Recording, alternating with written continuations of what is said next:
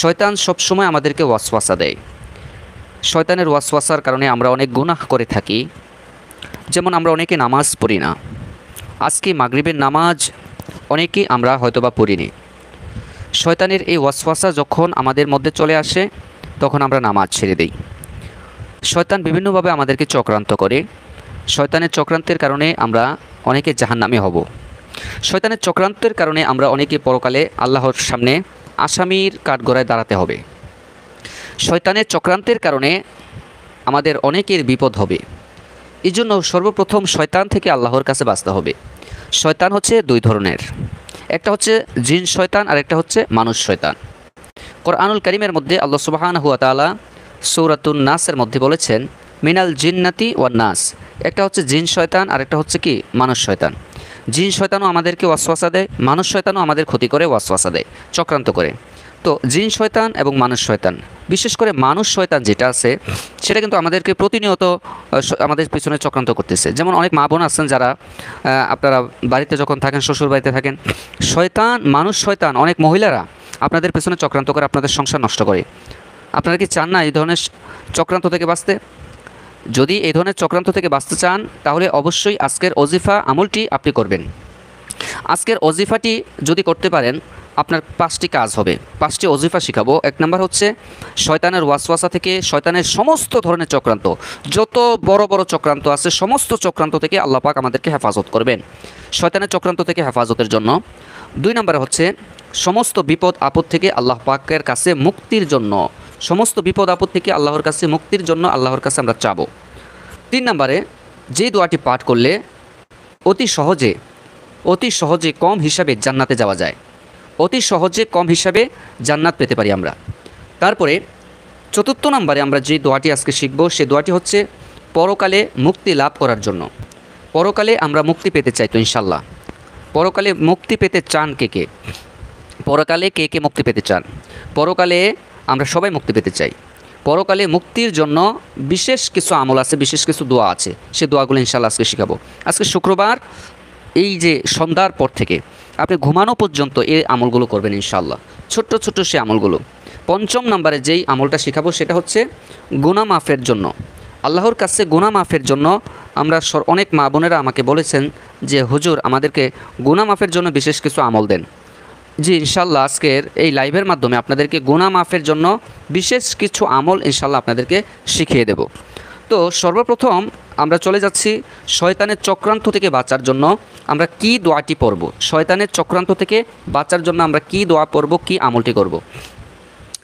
রাসূল আকরাম সাল্লাল্লাহু আলাইহি ওয়াসাল্লাম ইরশাদ করেছেন, যে ব্যক্তি শুক্রবার সকাল এবং সন্ধ্যায় অথবা সকাল অথবা সন্ধ্যায়, শুক্রবার দিনে সকাল অথবা সন্ধ্যায় যে ব্যক্তি এই দোয়াটি পাঠ করবে, আল্লাহ পাক তাকে সমস্ত যত ধরনের শয়তান আছে, মানুষ শয়তান, জিন শয়তান, সকল শয়তানের ওয়াসওয়াসা থেকে, সকল শয়তানের যত বড় চক্রান্ত আছে, চক্রান্ত থেকে আল্লাহ পাক আপনাকে হেফাজত করবেন।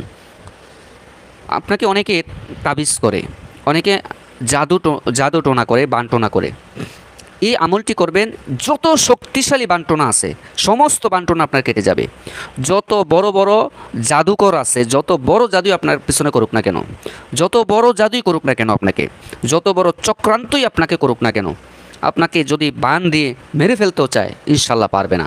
এটার জন্য 2-3টা ওজিফা আমল শিখাবো। তার মধ্যে যেটা সবচেয়ে গুরুত্বপূর্ণ, রাসূল সাল্লাল্লাহু আলাইহি ওয়াসাল্লাম বলেছেন, যে ব্যক্তি সকালবেলা ফজর নামাজের পরে যে ব্যক্তি এই দোয়াটি পাঠ করবে, তাকে আল্লাহ তাআলা ফজর থেকে শুরু করে মাগরিব পর্যন্ত, অর্থাৎ সকাল থেকে সন্ধ্যা পর্যন্ত শক্তিশালী ফেরেশতাদের মাধ্যমে, আল্লাহ তাআলার কুদরতি ফেরেশতাদের মাধ্যমে তাকে হেফাজত করবেন। যে ব্যক্তি মাগরিবের নামাজের পরে এই দোয়াটা পাঠ করবে তাকে সারা রাত্র আল্লাহ তাআলা 70,000 ফেরেশতা দিয়ে তাকে হেফাজত করবেন। সুবহানাল্লাহ, 70,000 ফেরেশতা দিয়ে কখন পর্যন্ত? ফজর পর্যন্ত, ফজর পর্যন্ত হেফাজত করবেন। তাহলে আপনি যদি সকাল এবং সন্ধ্যায় দোয়াটা পড়েন, সকাল থেকে শুরু করে সন্ধ্যা পর্যন্ত আপনি প্রোটেকশন থাকছেন, কেউ আপনাকে চক্রান্ত করতে পারবেন, আপনি এক নির্দ্বিধায় ফ্রিভাবে আপনি চলতে পারবেন। এবং সন্ধ্যা থেকে শুরু করে ফজর পর্যন্ত কোনো ধরনের চক্রান্তই আপনাকে কিছু করতে পারবে না।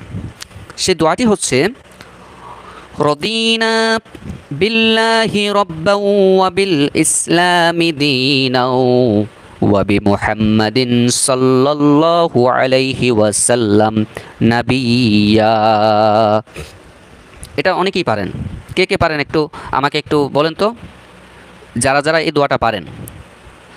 رضينا بالله ربا وبالإسلام دينا وبمحمد صلى الله عليه وسلم نبيا। আমরা আল্লাহ তাআলাকে নিজেদের প্রভু এবং ইসলামকে নিজেদের দিন এবং মুহাম্মদুর রাসূলুল্লাহ সাল্লাল্লাহু আলাইহি ওয়াসাল্লামকে নিজেদের নবী রূপে মেনে নিলাম এবং এটার উপর রাজি এবং সন্তুষ্ট আছি। এই কথার যে ব্যক্তি সাক্ষী দিবে দোয়াটা পড়বে, কোনো ধরনের চক্রান্ত তাকে কিছু করতে পারবে না, কোনো চক্রান্তই তাকে কিছু করতে পারবে না। 2 নম্বরে যে ব্যক্তি, হাদিসের মধ্যে এসেছে যে ব্যক্তি সূরাতুল ফালাক 3 বার পড়বে, সূরাতুন নাস 3 বার পড়বে, কমপক্ষে 1 বার করে পড়ে শরীরের মধ্যে যে ব্যক্তি ফু দিবে। সূরাতুল ফালাক পারেন তো সবাই ইনশাআল্লাহ? قل أعوذ برب الفلق من شر ما خلق ومن شر غاسق إذا وقب ومن شر النفاثات في العقد ومن شر حاسد إذا حسد। প্রিয় দর্শক, আপনারা এই লাইভটি শেয়ার করে দিন। লাইভটি শেয়ার করে দিলে আপনার হিতাকাঙ্ক্ষী যারা আছে তারাও শিখতে পারবে। সূরাতুল ফালাক 3 বার পড়বেন, সূরাতুন নাস 3 বার পড়বেন। অথবা যদি কেউ আপনাকে বানটোনা করে, জাদু করে, আপনি যদি বুঝতে পারেন জাদু করছে আপনাকে, কেউ যদি ব্ল্যাক ম্যাজিক করে, আপনাকে কালো জাদু করে, তাহলে আপনি কিন্তু বুঝতে পারবেন আপনার শরীরের কন্ডিশন অন্যরকম হয়ে যাবে, আপনার মেজাজ খিটখিটে হয়ে যাবে, আপনি দুর্বল হয়ে পড়বেন, আপনার চেহারাটা ফ্যাকাশে হয়ে যাবে, আপনার বিবর্ণ হয়ে যাবেন, আপনার দুনিয়ার কোনো কিছু ভালো লাগবে না, আপনি একদম অস্থির হয়ে যাবেন। অনেক ধরনের সিমটম থাকে ব্ল্যাক ম্যাজিক করলে। তো এই ধরনের ব্ল্যাক ম্যাজিক যদি করে, কেউ যদি কালো জাদু করে, বানটোনা করে, কিভাবে বানটোনা করে? আপনার শরীরের চুল দিয়ে বানটোনা করতে পারে, যেমন রাসূল সাল্লাল্লাহু আলাইহি সাল্লামের চুল মুবারক দিয়ে জাদু করেছিল, রাসূল করিম সাল্লাল্লাহু আলাইহি সাল্লামের চিরুনি মুবারক দিয়ে জাদু করেছিল। এইভাবে করে আপনাকেও জাদু করতে পারে। কেউ যদি আপনার ক্ষতি চায়, তাহলে সূরাতুল ফালাক, ওই সময় সূরা ফালাক আপনি 11 বার পড়বেন। কয়বার পড়বেন? 11 বার। 11 বার সূরাতুল ফালাক পরে আপনি শরীরে ফু দিবেন।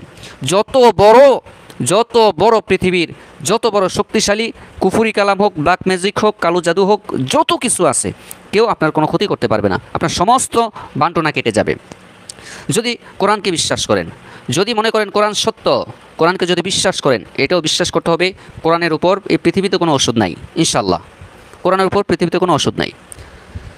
সূরাতুল ফালাক পড়বেন, তারপরে আপনি সূরাতুন নাস তেলাওয়াত করবেন। সূরাতুল ফালাক আর সূরাতুন নাস তেলাওয়াত করে আপনি শরীরের মধ্যে ফু দিবেন। সূরাতুল ফালাক, সূরাতুন নাস তেলাওয়াত করে শরীরে যদি আপনি ফু দেন, আল্লাহ সুবহানাহু ওয়া তাআলা সমস্ত ধরনের যত বিপদ আপদ আছে, শয়তানের যত কুমন্ত্রণা আছে, শয়তানের যত ওয়াসওয়াসা আছে, সমস্ত ওয়াসওয়াসা থেকে আপনাকে হেফাজত করবেন। সুবহানাল্লাহ, সুবহানাল্লাহ বলেন, সবাই বলেন একবার সুবহানাল্লাহ। শয়তানের ওয়াসওয়াসা, শয়তানের কুমন্ত্রণা থেকে যদি আমরা হেফাজত পেতে চাই, তাহলে আমাদেরকে কি করতে হবে? আমাদেরকে এই আমলগুলো করতে হবে ইনশাআল্লাহ, শয়তানের কুমন্ত্রণা থেকে আমরা যদি বাঁচতে চাই। দ্বিতীয় নাম্বার আমরা শিখাবো বিপদ থেকে মুক্তির বিশেষ একটি দোয়া। বিপদ, আমাদের প্রত্যেকেরই বিপদ লেগে থাকে, ঠিকই না? প্রত্যেকেরই আমাদের বিপদ লেগে থাকে। আমাদের চলতে গেলে বিপদ, আমরা কাজকর্ম করতে গেলে বিপদ। কীরকম বিপদ? মনে করেন বিপদগুলো অনেক রকমের হয়। যেমন আমরা কোনো কাজ করতে গেছি, কাজের মধ্যে একটা অঘটন ঘটে গেছে, অনেক বড় বড় বিপদ আছে। এই বিপদ আমাদের একদম কন্টিনিউ আমাদের পিছনে লেগে থাকে। এই বিপদ থেকে আপনি কিভাবে রক্ষা পাবেন?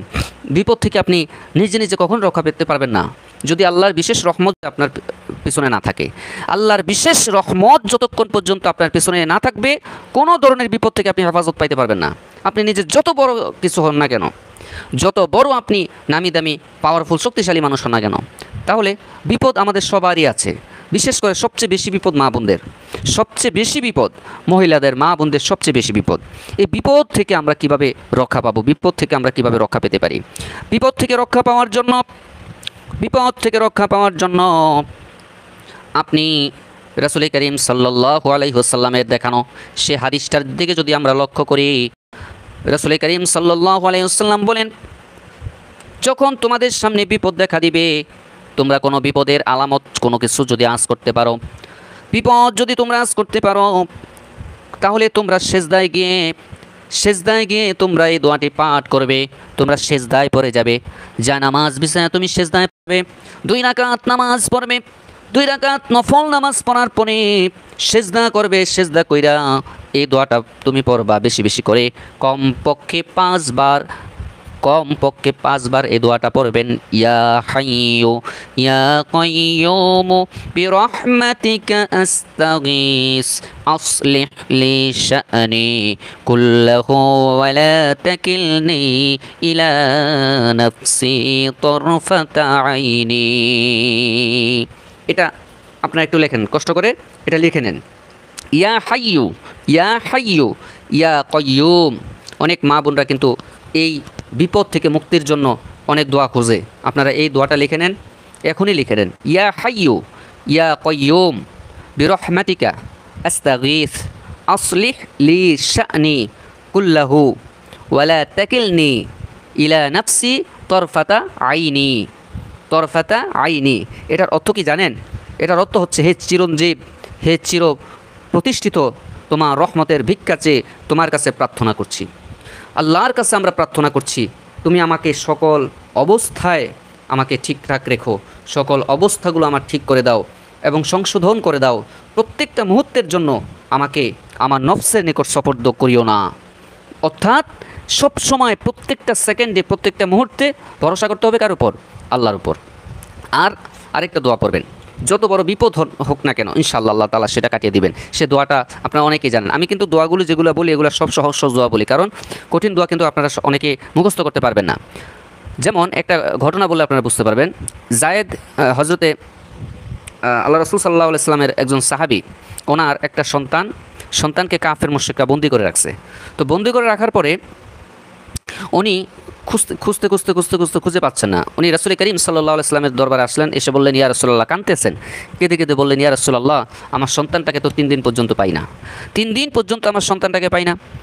মনে হয় কাফের মুশরিকরা আমার সন্তানটাকে বন্দী করে রাখছে। তো রাসূল সাল্লাল্লাহু আলাইহি ওয়াসাল্লাম বলেন, তোমার সন্তানটাকে যদি না পাও, তাহলে ওই সাহাবী বললেন, আমার স্ত্রী একদম কাঁদতে কাঁদতে বেহুশ হয়ে গেছে, অজ্ঞান হয়ে গেছে, সে অস্থির হয়ে গেছে, সে তার সন্তানের জন্য কাঁদতে কাঁদতে অস্থির হয়ে গেছে। এই অবস্থা আমি কি করব? আমাকে এমন একটা আমল শিখিয়ে দিন, এমন একটা দোয়া শিখিয়ে দিন, যেটার মাধ্যমে আমার সন্তানকে আমি পেতে পারি এবং আমরা ধৈর্য ধারণ করতে পারি। তখন রাসূল সাল্লাল্লাহু আলাইহি ওয়াসাল্লাম বললেন, সাহাবী, তোমাকে আমি একটা ওয়াজিফা শিখাচ্ছি, মনে রাখবে, তুমি আর তোমার স্ত্রী বেশি বেশি করে ধৈর্য ধারণ করবে। ইত্তাকিল্লাহ ওয়াসবির। সুবহানাল্লাহ। সর্বপ্রথম আমাদের কাজ কি? বেশি বেশি ধৈর্য ধারণ করা। যে কোনো বিপদ আসলে প্রথমে আমাদের ধৈর্য ধারণ করতে হবে। আমরা কিন্তু অস্থির হয়ে যাই। অস্থির যদি হয়ে যান, অর্থাৎ আপনি যদি অধৈর্য হয়ে যান, আপনার সব কিছু শেষ হয়ে যাবে। বিপদ আপদে যে ব্যক্তি মেন্টালিটি ঠিক রাখতে পারে, ধৈর্য ধারণ করতে পারে, সঠিকভাবে সিদ্ধান্ত নেওয়ার ক্ষমতা রাখে, ওই ব্যক্তি প্রকৃত বুদ্ধিমান। সে কিন্তু সাকসেস হয়। এটা বিশ্বাস করবেন কিনা জানি না, সে কিন্তু সাকসেস। তাহলে রাসূল সাল্লাল্লাহু আলাইহি ওয়াসাল্লামের হাদিস অনুযায়ী আপনি যদি দেখতে চান, তাহলে দেখেন রাসূল সাল্লাল্লাহু আলাইহি ওয়াসাল্লাম বলেছেন কি, সাহাবী, ইত্তাকিল্লাহ ওয়াসবির, আল্লাহর উপর ভরসা করো। প্রথমে ভরসা করতে হবে কার উপর? আপনি বিপদে আছেন, আল্লাহ ভরসা, বিপদে আছেন, আল্লাহ ভরসা, ওয়াসবির, এবং ধৈর্য ধারণ করো। ওয়া আমরুকা ওয়া ইয়াহা আন তাস্তাকসিরা মিন কওলি লা হাওলা ওয়ালা কুওয়াতা ইল্লা বিল্লাহিল আলিয়্যিল আযীম। পয়গম্বর বলেন, আরে সাহাবী, তুমি আর তোমার স্ত্রী বেশি বেশি করে ধৈর্য ধারণ করো, আল্লাহর উপর ভরসা করো, আর তুমি আর তোমার স্ত্রী বেশি বেশি করে এই দোয়াটা পড়ো, লা হাওলা ওয়ালা কুওয়াতা ইল্লা বিল্লাহিল আলিয়্যিল আযীম। এই দোয়াটা কে কে পারেন আমাকে একটু কমেন্টে জানান তো। এই দোয়াটা কে কে পারেন? লা হাওলা ওয়ালা কুওয়াতা ইল্লা বিল্লাহিল আলিয়্যিল আযীম। এখন বলেন তো, এটা সহজ না কঠিন? অত্যন্ত সহজ। রাসূল বলছেন ধৈর্য ধারণ করো, আর এই দোয়াটা বেশি বেশি করে পড়ো। তাহলে বোঝা গেল আমরা যখন বিপদে পড়বো, আমরা 2টা আমল করব। কি আমল? ইয়া হাইয়ু ইয়া কাইয়ুম বিরহমাতিকা আস্তাগীস আসলিহ লি শা'নি কুল্লাহু ওয়া লা তাকিলনি ইলা নাফসি তারফাতা আইনি। এটাও পড়বেন। আর এটা যদি না পারেন তাহলে পড়বেন কি লা হাওলা ওয়ালা কুওয়াতা ইল্লা বিল্লাহিল আলিয়্যিল আযীম। আমি লা হাওলা ওয়ালা কুওয়াতা এটার আরেকটা আমল আপনাদেরকে শেখাচ্ছি। কেউ যদি রাত্রিবেলা ঘুমের ঘরে খারাপ স্বপ্ন দেখে, বাজে স্বপ্ন দেখে, ভয়ঙ্কর স্বপ্ন দেখে, শয়তান কিন্তু মাঝে মাঝে আমাদেরকে অনেক ভয়ঙ্কর স্বপ্ন দেখায়। এটার একটা কারণ আছে, এটাও আমি আপনাদেরকে বলে দিচ্ছি, আপনারা মনে রাখবেন। এটা অত্যন্ত গুরুত্বপূর্ণ। শয়তান আমাদেরকে ঘুমের ঘরে অনেক সময় আমরা দেখি আমরা মারা গেছি, শয়তান আমাদেরকে নিয়ে গেছে কোথায়? মনে করেন আমাদেরকে জিনে কী করে জানেন? আমাদেরকে নিয়ে যায় পাহাড়ের উপরে। আপনাদের জীবনে এটা ঘটছে কিনা জানি না, এটা কিন্তু গুরুত্বপূর্ণ একটি কথা। দেখবেন আপনি উঠতেছেন কিন্তু এমন একটা ভয়ঙ্কর জায়গা আপনি গিয়েছেন, যে ভয়ঙ্কর জায়গাটা আপনি চিনছেন না, এমন একটা ভয়ঙ্কর জায়গা যেখানে গিয়ে আপনি ভয়ঙ্কর দৃশ্য দেখবেন, অর্থাৎ আপনার শরীর থরথর করে কাঁপবে। কিংবা ঘুমের ঘরে আপনাকে শয়তান এমন অবস্থা করবে, খারাপ জিনগুলো আছে না, খারাপ জিনগুলো আপনাকে আপনার বুকে চেপে ধরবে, আপনার শরীরটা অবশ করে ফেলবে, অর্থাৎ এই কাজগুলো তারা করবে। এটার জন্য এটা কেন করে জানেন? এটা করার প্রথম কারণ হচ্ছে আমরা অপবিত্র অবস্থায় রাত্রিবেলা ঘুমাই। আমরা কি অবস্থায়? অপবিত্র অবস্থায় কোনো ব্যক্তি যদি থাকে, অথবা রাত্রিবেলা যদি বাইরে থেকে আপনি আসেন, বাইরে যদি আসেন অপবিত্র অবস্থায়, দোয়া দরুদ না পড়ে যদি আপনি ঘুমান, শরীর বন্ধ করে যদি না ঘুমান, তাহলে কিন্তু এই ধরনের ভয়ঙ্কর স্বপ্ন দেখবেন। আর যে ব্যক্তি এই ভয়ঙ্কর স্বপ্নগুলো দেখে, আপনি যে কোনো ধরনের ভয়ঙ্কর স্বপ্ন যদি দেখেন, তাহলে আপনি কি করবেন? আপনি ভয়ঙ্কর স্বপ্ন দেখার সঙ্গে সঙ্গে ঘুম থেকে যখনই সজাগ পাবেন, বাম কাত হয়ে, কোন কাত? বাম কাতে আপনি 3 বার থুতু নিক্ষেপ করবেন। 3 বার থুতু নিক্ষেপ করে আপনি পড়বেন লা হাওলা ওয়ালা কুওয়াতা ইল্লা বিল্লাহিল আলিয়্যিল আযীম। তার আগে পড়বেন আউযু বিল্লাহি মিনাশ শাইতানির রাজিম 7 বার। কয়বার? 7 বার আউযু বিল্লাহি মিনাশ শাইতানির রাজিম বলবেন। 7 বার আউযু বিল্লাহি মিনাশ শাইতানির রাজিম বইলা আপনি লা হাওলা ওয়ালা কুওয়াতা ইল্লা বিল্লাহিল আলিয়্যিল আযীম এটা পড়বেন 3 বার। বাম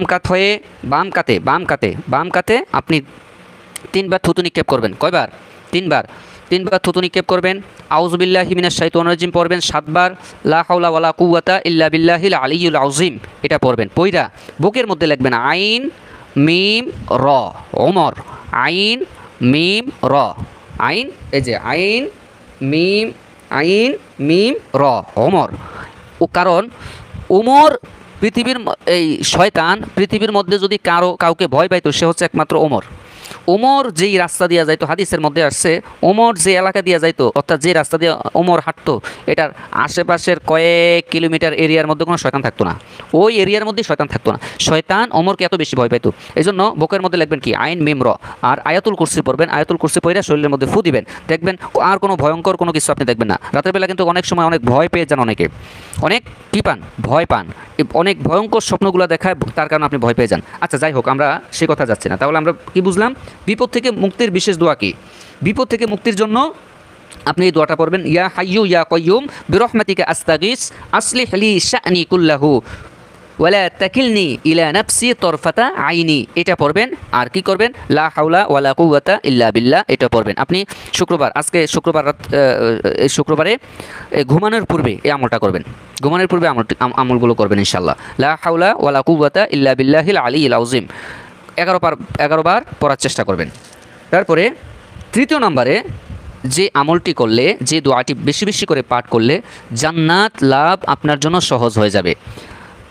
মা বোনদেরকে আমি বিশেষভাবে করজোর অনুরোধ করছি, এই আমলটা আপনারা বিশেষ করে খেয়াল রাখেন। কারণ অনেক সময় আপনারা আমাকে এই বিষয়টা নিয়ে অনেকে বিভিন্ন কমেন্টস করেন, বিভিন্নভাবে ফোনেও বলেন যে হুজুর জান্নাত লাভের জন্য আমাদেরকে। আজকের প্রত্যেকটা দোয়া অত্যন্ত গুরুত্বপূর্ণ, প্রত্যেকটা দোয়া একদম মোস্ট ইম্পর্টেন্ট, যে জান্নাত লাভের জন্য আমাদেরকে সহজে যেন জান্নাত পাইতে পারি, এরকম কিছু দোয়া আমাদেরকে শেখান।